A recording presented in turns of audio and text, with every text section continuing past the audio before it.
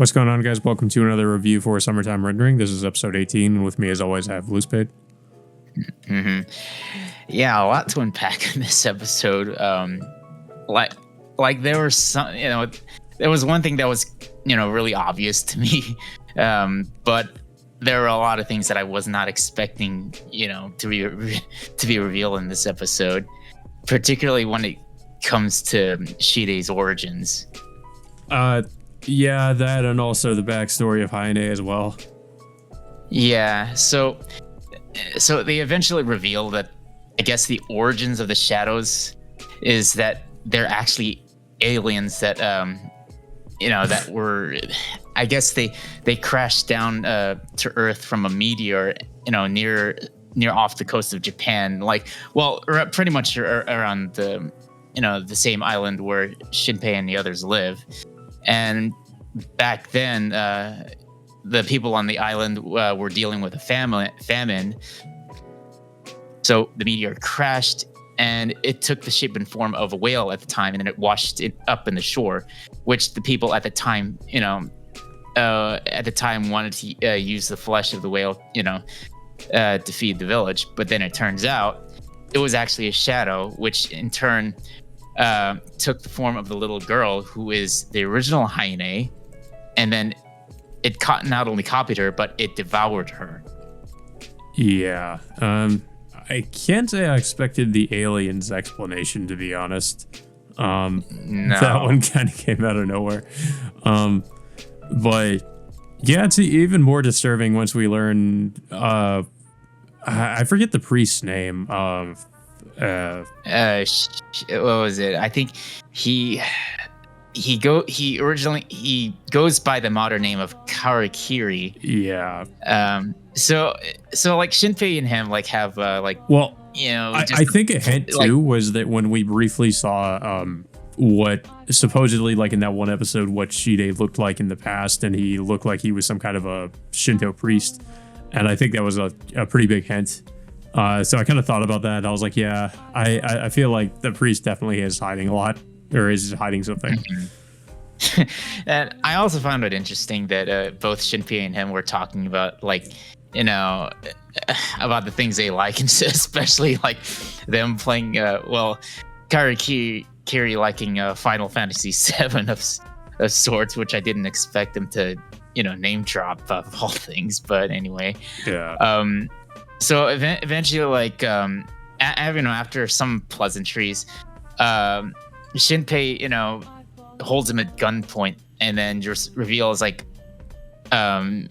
couple photos of Karakiri of in the past, I think decades prior, and Shinpei, and of course, we get flashbacks of what happened in previous loops, that Shinpei and the others have been aware that that Karakiri is Shide the entire time.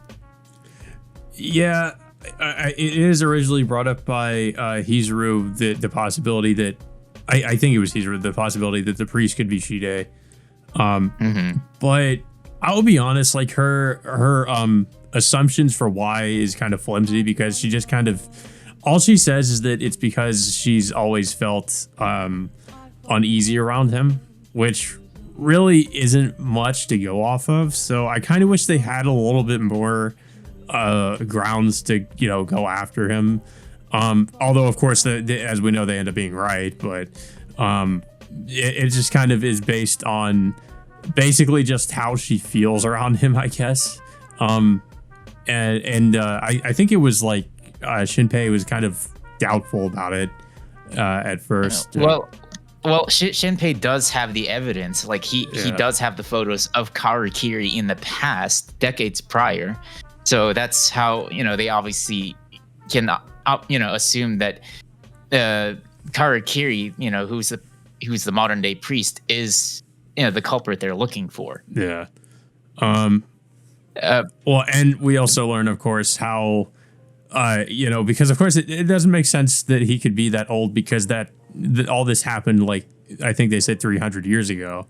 But of course he eventually reveals how he's still alive 300 years later, and It's pretty crazy. It's basically well, basically he reveals that Heine is, I mean, not only I guess technically like his mother, but also like that he's, I guess his original self had impregnated her, and she had given birth to basically a copy of him, an exact copy with all of his memories of his previous life. And this cycle, I guess, had been like, I suppose, repeating itself throughout the generations, where she will just give birth to him over and over again. And that's how he's lived this long, which is pretty disturbing to say the very least. But yeah, I can't say I necessarily expected that to be the method in which he'd survived that long. Yeah, so it's revealed that yes, Shide is like some kind of human shadow hybrid, that like who has a physical body of a human but has the abilities, of a shadow as well. So, eh,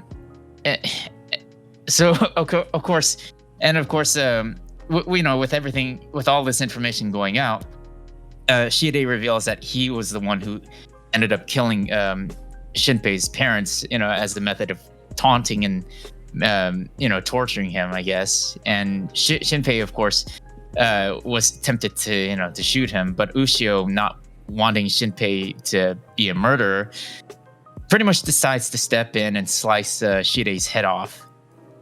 Yeah, I mean, of course, I figured this would be too easy. He's not going to go out that way. I mean, there's no way he'd die that easily. So as soon as he, quote unquote, died, I was like, yeah, there's no way he's actually dead. And of course, we end up being proven right, because not too long after this, pretty much what looks to be an exact copy of him comes in and actually ends up, slicing through Ushio's shadow, and therefore, pretty much killing her.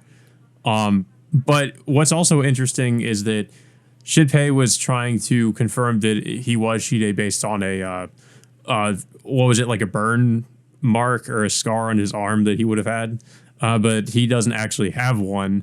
But then the one that ends up killing Ushio is the one that had that mark on his arm. So yeah. I guess that I'm not exactly sure how it works. I don't know if he like made some kind of copy of himself or something to fool them, and then like the real him was just hiding the whole time.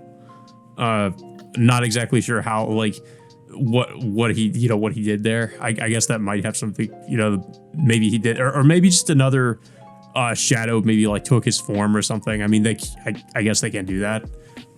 It's not clear, because the one they quote unquote killed was like an actual physical body with him, or a clone, but it's not clear like how that ended up happening. But in the end, Shinpei ends up getting impaled by Shide, of course, and of course everyone else just barges in to try to stop Shide, but of course there's nothing they can do with Shide getting killed at this point. And then once he loops back, he loops back where he and Ushio originally saved the kids from the shadow from the last episode, but unfortunately he finds out that Ushio's not with him.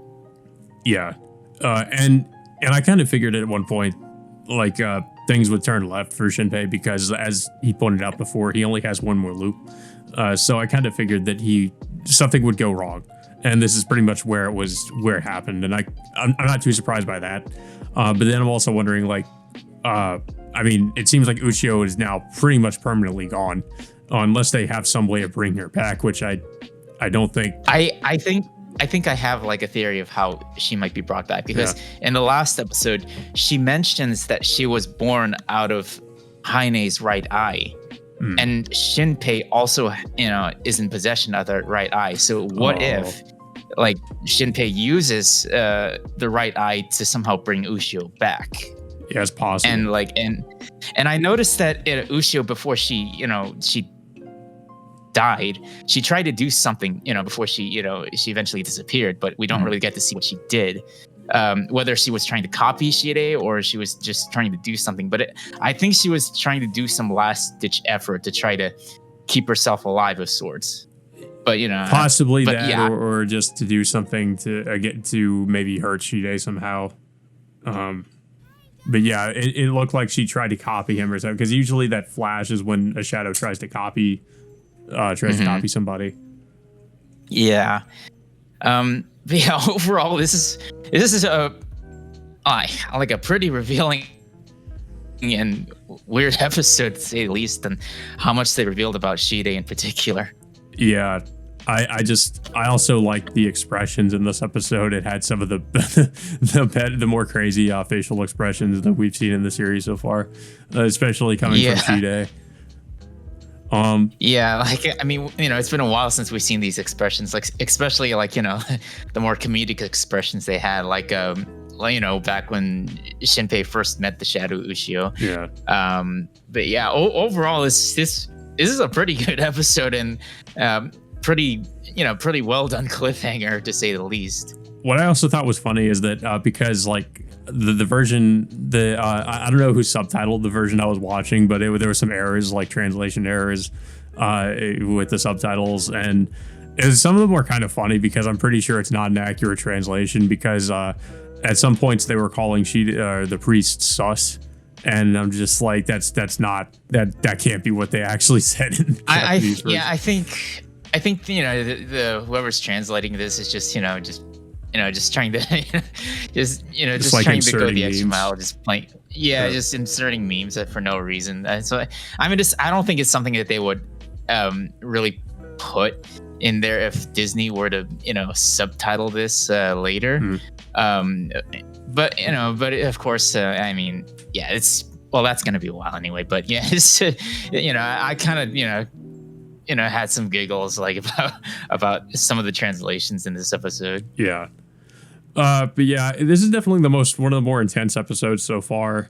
And yeah, I'm very curious as to what's going to happen after this, because I mean, Shinpei, like, it feels like he's just kind of, I mean, he definitely, there are definitely ways he can, try to fight back against Shide, but it definitely feels like, Shide's definitely got a big, he's got a pretty big advantage at this point, especially since he does, Shinpei no longer has Ushio to help him. Although, like you said, I think the next episode, maybe Shinpei will try to find some way to bring her back. I definitely think the thing with the eye makes a lot of sense.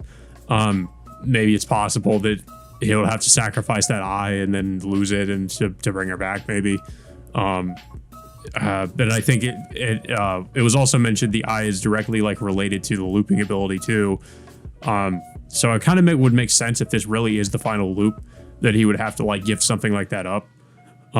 So I think that it's very possible that could be how things play out. But yeah, I don't really have much else to say about it. I don't know if you have anything else to say. It was a good episode, and it's like it definitely does have like the super Natsuki moment in which Shinpei is just really breaking down like in despair after the end of all of this.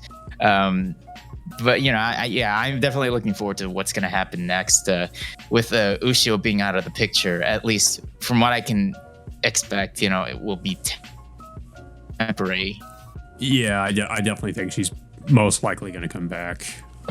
Yeah. But yeah, guys, that all being said, until next time, we will see you all later.